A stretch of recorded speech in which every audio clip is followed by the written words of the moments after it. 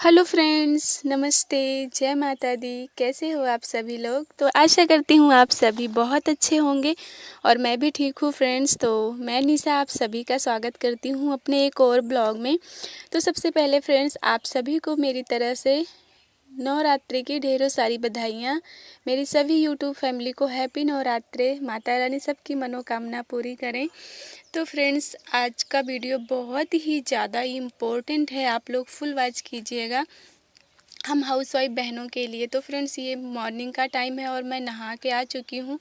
तो अभी मैं जा रही हूँ पूजा करने के लिए। ये कल की वीडियो है, नवरात्रि का पहला दिन है।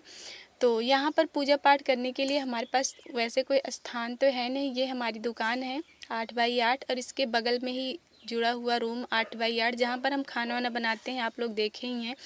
तो मंदिर का कोई अच्छा से स्थान नहीं है, लेकिन हमको पूजा करना था तो फिर हमने यहाँ पर जो है अपना थोड़ा से फ़ोटो वगैरह रख के मंदिर बना लिया है पूजा करने के लिए नवरात्रों में। तो आपको मैंने ज़मीन दिखाई, कितना कीचड़ था। तो यहाँ पर तो पूजा करने के लायक भी नहीं था बैठकर। फिर भी मैंने बोरी बिछा कर बैठ कर पूजा की, क्योंकि बोरी भी ना नीचे से मिट्टी मिट्टी चिपक गई थी जब मैं उठी तो बोरी उठाई। तो इस तरह से फ्रेंड्स, इतनी सारी मुसीबतें होती हैं, लेकिन फिर भी हमको जो करना होता है ना, हम कर ही लेते हैं। तो यहाँ पर मैं नीचे बोरी बिछाकर बैठकर पूजा कर रही हूँ भगवान जी की, माता रानी की। और मेरा तो मन कर रहा था ना, जैसे मैं मिट्टी में बैठी हूँ कीचड़ में ना, माता रानी ने मुझे जो दिया है मैं उनको भी वहीं पर बिठाऊँ। लेकिन माता रानी है तो माता रानी ही हैं, तो उनका स्थान तो ऊंचा रहना ही चाहिए। तो फिर मैंने ना माता रानी को मुझसे जितना हो सका मैंने उनके लिए स्थान बनाया। तो फ्रेंड्स, आज की वीडियो ना, आज का टॉपिक कुछ और ही है कि कैसे जो है, मतलब हम अगर हमारे अंदर कुछ करने का हौसला है ना, तो हम कभी भी हार नहीं सकते हैं। क्योंकि शर्म करने से ही सफलता नहीं शर्म करने से सफलता कभी भी नहीं मिलेगी। सॉरी, थोड़ा से मैं हड़बड़ा गई थी। अगर हम मेहनत करेंगे ना तो ज़रूर सफल होंगे एक दिन फ्रेंड्स। और आपको बता दें, आज के ज़माने में ना अपनापन तो हर कोई दिखाता है। ये जो आज का टाइम चल रहा है ना, आप लोग ध्यान से मेरी बात को समझिएगा। अपनापन ना हर कोई दिखाता है, पर अपना कौन है ये केवल वक्त बताता है कि कौन अपना है। ये वक्त है ना फ्रेंड्स, बहुत बड़ी चीज़ है, बहुत बड़ी चीज़ है वक्त। वक्त पर ही हमको ना हर चीज़ मालूम पड़ती है, कौन कैसा है कौन कैसा नहीं है। हम चाहते तो हैं, जो अपने हैं हमारे ना, वो चाहते तो होते हैं कि हाँ हम भी आगे बढ़ें।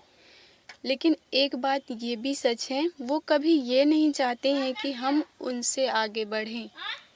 हाँ, पता क्या है फ्रेंड्स, जो लोग होते हैं ना, वो अपने दुख से कम दूसरों के सुख से ज़्यादा परेशान होते हैं।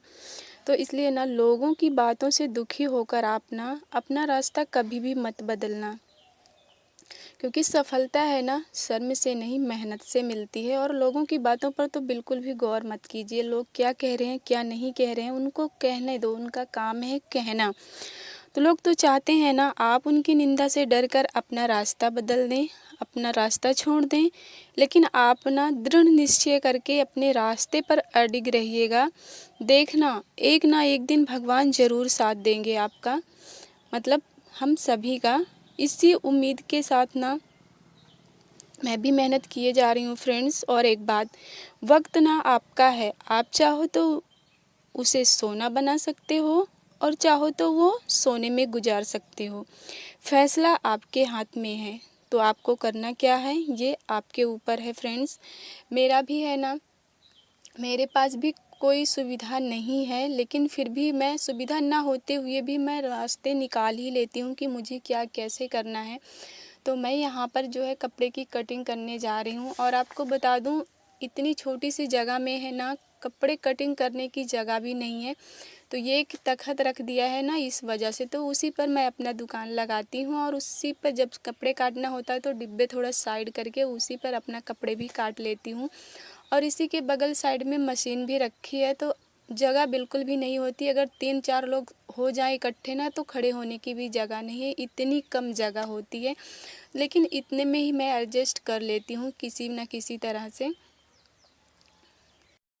क्योंकि मुझे ना अपनी लाइफ बदलनी है, मुझे चेंज करना है अपनी लाइफ को, क्योंकि मेरी किस्मत में कुछ भी नहीं है। इसलिए जो भी हासिल करना है ना, मुझे मेहनत के दम पर ही हासिल करना है। क्योंकि मेरे पास ना घर है, ना घर की कोई गृहस्थी है, ना कोई सामान है। जो कुछ भी है मैंने अपने ही मेहनत की कमाई से बनाया है, कुछ भी नहीं था मेरे पास। तो इस तरह से आगे भी मुझे ना अपने ही मेहनत की कमाई से बनाना है, जो कुछ भी बनाना है। तो फ्रेंड्स, इसलिए मैं कभी भी ना हार नहीं मानती हूँ। जो मेरे पास कुछ नहीं होता है ना, उसे मैं किसी ना किसी तरह से देख लेती हूँ कि मुझे कैसे करना है, और मैं कर ही लेती हूँ।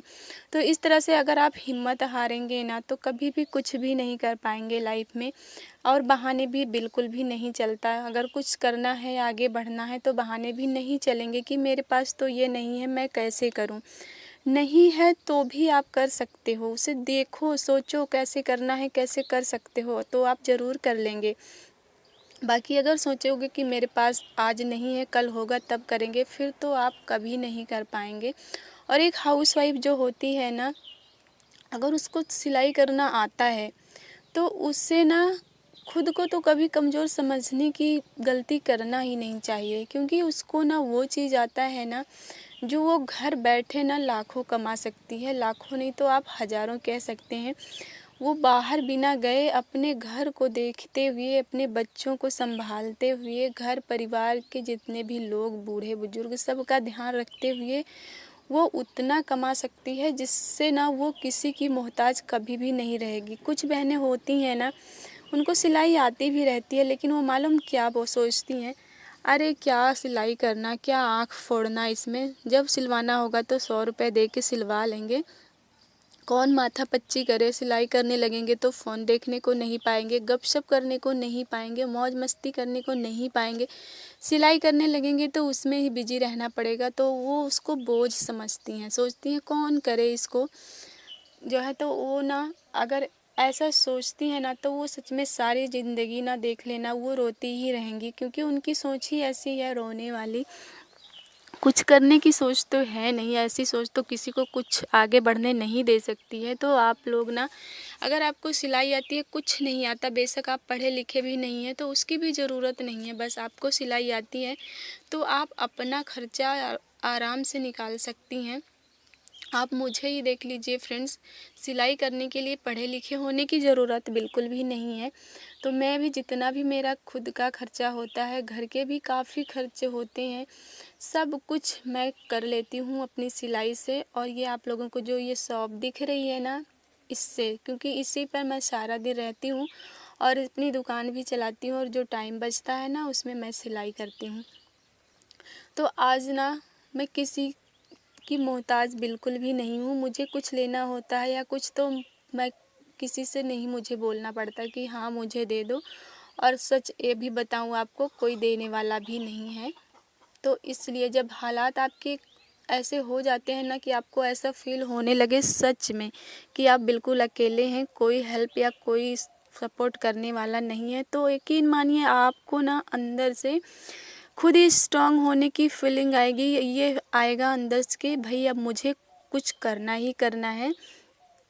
सच में मैं ना, मुझे अच्छे से मालूम है कि कोई आगे पीछे नहीं है मेरे। तो मुझे अंदर से खुद ही होता है कि मुझे ये काम करना है, और वो मेरा हो जाता है तो मुझे यूँ लगता है मुझे वो काम करना है। तो मुझे ना कभी ऐसा होता ही नहीं कि मुझे ना किसी से कुछ लेना है, या फिर मैं आज ये नहीं करूँगी तो मेरा वो कर देगा। तो मेरे अंदर ऐसी फीलिंग कभी आती ही नहीं कि किसी और पर कोई मतलब ये आए कि चलो वो कर देंगे, वो कर देंगे। मुझे यही लगता है, मेरे अंदर हमेशा यही होता है कि मुझे ही करना है, तो मुझे ही करना है। जब अंदर से होता है ना, तो वो फिर हो ही जाता है आपका काम। कभी भी नहीं ऐसा होता कि नहीं हो पाएगा। तो फ्रेंड्स, आप लोग भी ना कभी भी खुद को कमज़ोर मत समझिए। हमारी जो बहनें हैं, खासकर मैं उनकी बात कर रही हूँ। तो मैं यहाँ पर आ चुकी हूँ, अम्मा को खाना खिला रही थी, ये देख लीजिए आप लोग। फिर उसके बाद फिर रात को है जगराता है हमारे गांव में, तो मैं जगराते में भी गई थी रात को। वहाँ से 9 साढ़े 9 बजे वापस आई थी। तो ये देख लीजिए हमारे गांव का जगराता, माता रानी। तो बाय बाय फ्रेंड्स।